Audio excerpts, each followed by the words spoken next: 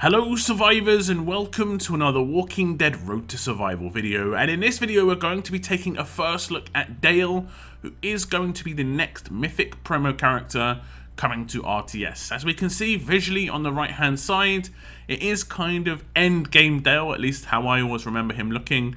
He's got the fisherman's hat on, the peg leg. He is an alert character, so kind of reminiscent of the 6-star character, the Command. And that was quite a favoured character by a lot of people. If we look on the left hand side, we can see his art in a bit more detail and get a couple of bits and pieces on top. Obviously they're showing off the peg leg. I think it's like on a portable fridge or something, you know. But if you see the key ring on his belt, like in the pouch that's just poking out, I'm not sure where I recognise the pattern of that, you know, key ring from. Is that been in something else? Is that just something that it's the lightning strike. It's the red lightning strike with the blue lower bit and the silver upper bit. I don't know why that stands out so much to me. We'll check out his stats as a tier 5 gold mythic, level 600, got 13,522 attack, 13,868 defense, and 13,200 HP. He is an alert character, of course, holding that pistol. He is considered a controller. He is a mythic character, and he is part of the Atlanta Allegiance group, so he is going to be another character to be added into the Atlanta group. Now, if we go across to his adrenaline rush, it is called Complete Lockdown. I'm just getting baited right now, I think. 66 AP cost rush. Deal 250% damage to 3 enemies. Those enemies get Daze and Impair for 2 turns. Now, I think this is obviously extremely powerful. Attack or defense, it doesn't matter. It's going to stop people from being able to use their rushes or signature moves for 2 turns. It is only 3 characters, but I think this is pretty balanced. Like, we've had characters that do it for 3 turns in the past, and that's too much because you can just keep that going over and over and over again. There's not much, not much to it with that sort of character. But I like this a lot, obviously. Very powerful, completely locks down a character. I mean, it is fairly accurate. They will only be able to do basic attacks from then on. And honestly, I think this is probably one of the more powerful controlling rushes that I've seen. And I do see a lot of people not investing too much in controllers, but just because I don't think they are that powerful at the moment. But this is extremely powerful. You know, I think it would have been powerful if it was like the same sort of rush with the control just to a line of enemies. That would have been still amazingly powerful. But this is going to be the target of your rush plus 2 randoms. And on a defense team, that's just going to be effectively just 3 randoms. But on an attack team, you'll at least be able to guarantee 1 character being dazed and impaired. There will be resistances coming in, but you can at least guarantee 1 character. There is the bit of damage on top, 250%. His attack stat is not super high, so that, you know, it's going to do reasonable amounts of damage, but you're mainly looking at this as the control. Okay, so we have got the rush turn now for Dale, and we can just select whoever we want to select. There's a primary character, for instance, and let's say the primary character is going to be Maggie, and because if she rushes, she gives AP to other characters, so it is good potentially to shut her down. But you could potentially have Erica just about to use her signature move, which would revive 2 characters, and that'll be another character that'll be very important to block the rush of or the signature move of. So it doesn't really matter too much. It's going to hit 3 characters. It will do a reasonable amount of damage. Like I said, I don't think this is like a damage dealing rush. It's more about that control. As you can see, 3 characters, Dwight, Maggie, and Holly, have all got their rushes and their signature moves blocked for the next 2 turns. Basic attacks can obviously still come in. Specialist skills can still be activated, but the main parts of people's kits, you know, where the main power is a lot of the time, outside of the passives, are no longer going to be able to work. And because I don't think the damage matters too much on this rush, you can obviously gear him fairly defensively on an attack team and still use him on a defense team. So he can go on 2 teams at the same time and be really effective. If we look at the breakdown on the upgrades, you can see when he gets to tier 2, he gets a damage boost. When he gets to tier 4, the targets get dazed for 2 turns. I guess before that, it was either just no daze included, or it was a 1-turn daze. And then lastly, we have tier 5, so you would need to get a 2nd gold mythic to get +1 damage and daze and impaired target. So if you had him at tier 4, it would only be 2 enemies, but at tier 5 it is going to be 3. So as a tier 4, he's obviously not going to be able to control as many characters, but there's still going to be quite a lot of control in there. Now, there is no required upgrades for any part of his rush, so as long as you get him to those grades, he will obviously just get those effects unlocked, you know, as a boost to his rush.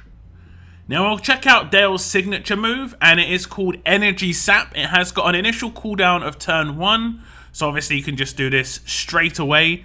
And it has a cooldown of 1 turn, which actually means that you have to wait a turn between doing this every time. It doesn't mean you can do it every turn.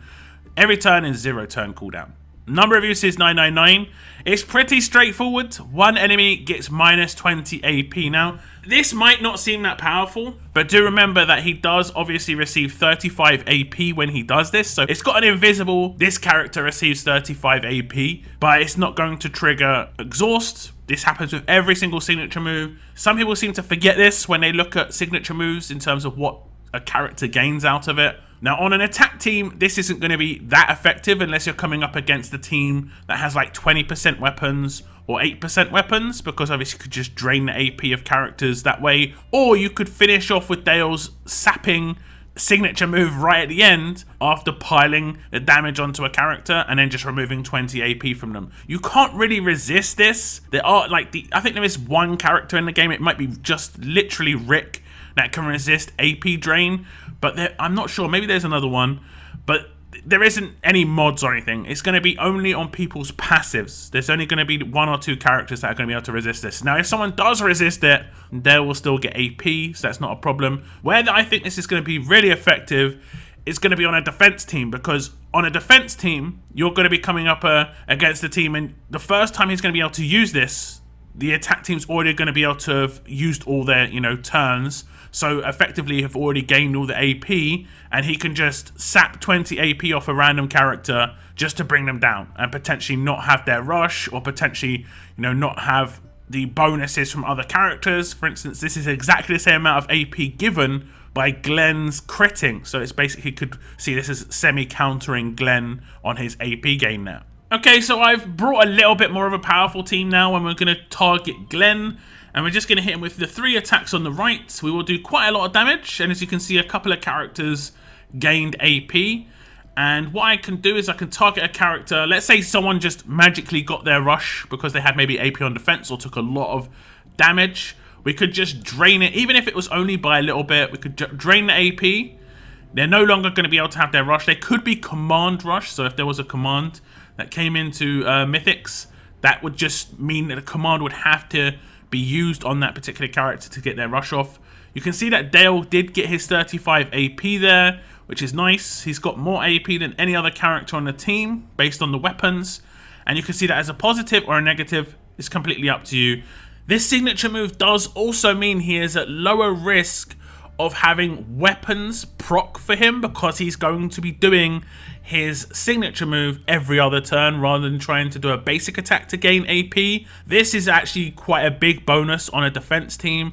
You can have characters, especially alert characters on attack and fast characters on attack. They have weapons like impenetrable defense and stun on defense, even on attack teams, because there's not too many attacking options on their weapons, or like a lot of people use those defensive style weapons, even with attack stats on them on attack, to just get a bit of control on the defense teams. Dale's going to have less chance of that being a problem, because when he does his signature move, he's just going to gain the flat AP, the 35. He's not going to do any attacks and no proc potential, and he's going to be controlling someone, so living up to that controller role. If we look at the upgrades, it doesn't require too much. If we get him to tier 3, as long as you get one of his characters and some silver mythics, you can do that quite easily. You'll get -1 on the actual cooldown. So if you don't get him to tier 3, which I wouldn't really use him if he's too low tier, to be honest, it would be a cooldown of 2. But it also goes up to a no usage limit, which is actually really crazy. They put the number of uses at 999, I guess,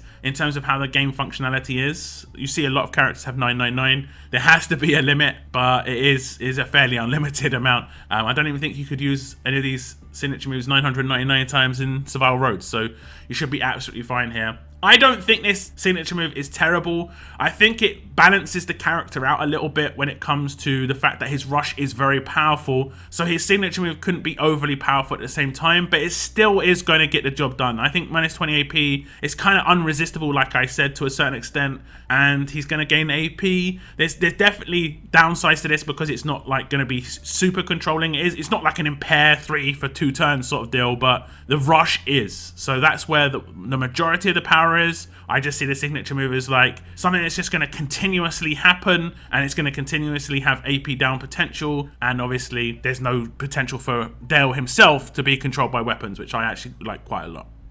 Now, he of course has some mythic abilities. These are his passives. He has precision because he is a control character. Enemy resistance is 20% lower against this character, so obviously anyone who does have natural resistance to certain things, particularly AP drain, would have less chance of resisting than they would otherwise. If we look at the other passives he's got Watchful Eye. When attacked by an opponent with a debilitating status, he gets 60% defense. Obviously, that means that when he does his rush and the Daze and the Impair comes in, he's going to get more defense on those basic attacks that are going to come back, because there's not going to be any rushes or signature moves after that. But if there are any other controllers in a team with Dale, or, you know, if you've got characters that have got Impair on defense, for instance, they are going to be able to use their signature move still, but Dale will still get 60% defense boost, which is nice. Turn the Tides is the next passive. Whenever an enemy dies with a debilitating status, heal this character by 10% of their max HP for 2 turns. That is really useful on a defense team. Honestly, that is actually really useful on a defense team. On an attack team, I think it's just going to be a nice little bonus. You're not going to rely on Dale to get the fight sort of finished. It's just maybe to punch up a little bit on attack. I definitely see this guy as being much more powerful for a defense team. Now, his last passive is called Easily Excited. He has a plus 10% threshold for performing the Manic Specialist skill. So obviously he is a Manic Specialist. You can see that in the bottom right hand side already. But with Manic, normally it triggers at 75%. So this should mean that it would trigger at 85% HP, and he would gain 50% AP after only losing 15% of his max HP, which obviously would be extremely powerful compared to how Manic normally works. You would of course have to fully upgrade this passive to get the benefits of it, but effectively would be permanently upgrading his specialist skill to, I'm gonna just go ahead and say, almost like Manic 2 in this situation. Okay, so we're going to check out the heal here for his passive, where he gets healed based on characters getting taken out on the enemy team who have got debilitating statuses on them. We can use Jesus to just control every one of these characters, and if I just take out these characters one at a time, we should have Dale getting a heal there. There we go, he gets 10% heal over 2 turns. Now, if you take out a second character, does that go up to 20%? Because on, let's say, a multi-hit rush character who has a stun or healing stun on attack weapon, you actually get the heal multiple times. Let's see if that works. We'll take out 2 more. Does he get 10%, 10%? And it's a 30% heal. There we go. That is actually worth noting. The initial heal would happen straight away, as you can see, but the next turn he'll get a 30% heal. So he's just been healed effectively 3 times for 10%, and the next turn he'll be healed for 30% HP. So that heal is pretty nice, but you could see it as maybe being a problem if you did want to take advantage of his Manic Specialist skill, because obviously that's based on how high HP he has. But there, he has some self-sustain potential, and I do think that is very powerful on a defense team. Being able to heal himself potentially for thousands when characters are taken out on the enemy team is very good. Now, if we look at the upgrade potential here, we can see upgrade level 1, he gets Watchful Eye 1. It's the first half of Watchful Eye, where he'll get 30% defense when attacked by an opponent with a debilitating status. At tier 2, he'll get Precision, which is his one for being a controller. That will be unlocked. Tier 3, he'll get the heal, the one that we just saw, the unlock of that. Tier 4, he'll get the Easily Excited, which is the Manic Boost. So if you get 1 Dale and you get him to Tier 4, you'll be able to get all of his passives potentially unlocked. But if you get a second Dale and get him to tier 5, you'll be able to obviously buff up that Watchful Eye to Watchful Eye tier 2 effectively, and it stacks. So that 30% from tier 1 and that 30% from the last tier here will just make it the 60% that we saw before. So I don't think you necessarily have to get him to tier 5 to be the most powerful character he can be when it comes to looking at these upgrades, but on a defense team it is going to add stats, and that's going to be where I primarily see him being used. So you will kind of want him to be tier 5 just to get him more tanky, honestly, just as simple as that, to make him his natural base stats much higher, and that would make his mods, his weapon buffs, everything more effective. Now we did get a little sneak peek into his specialist skill in the passive skills. It is Manic. It is the second character that I've seen within the Mythic era that has got Manic. I think we didn't see any within the S-Class era, maybe one? I'm not sure, someone will have to be able to remind me. Every turn, if this character is at or below 75% HP, this character gains 50% AP at the start of their turn. Tyrese has this as another Mythic character, and it's very, very powerful for Tyrese. And I think it's going to be quite good for Dale as well. If you ignore this character, he's going to get his control off. If you focus him too heavily and you don't take him out, he's going to get his control off, you know, because he's going to get his rush quicker. So there is high potential for that rush to just go off. And the bonus attacks that characters can get, let's say a princess off of Rampage, can hit Dale and they will do quite a bit of damage. And because of that extra 10% threshold means that is, instead of it being 75% HP, it should be 85% HP. So that means that he doesn't have to be hit that hard to be able to have this to actually take place. Okay, so we have got Dale on a defense team by himself. He has got his base HP at 13,200, the same base HP that we saw before. No mods, no weapon bonuses, nothing like that. I just want to see how the threshold works with the boost from his passive on Manic. So we only want to do about 2,000 damage total. I'm going to attack with Mirabelle. There is potential that this is going to do more damage. Okay, so maybe we can get a little bit more damage off with this. Okay, that's literally only 31. Let me have a little look.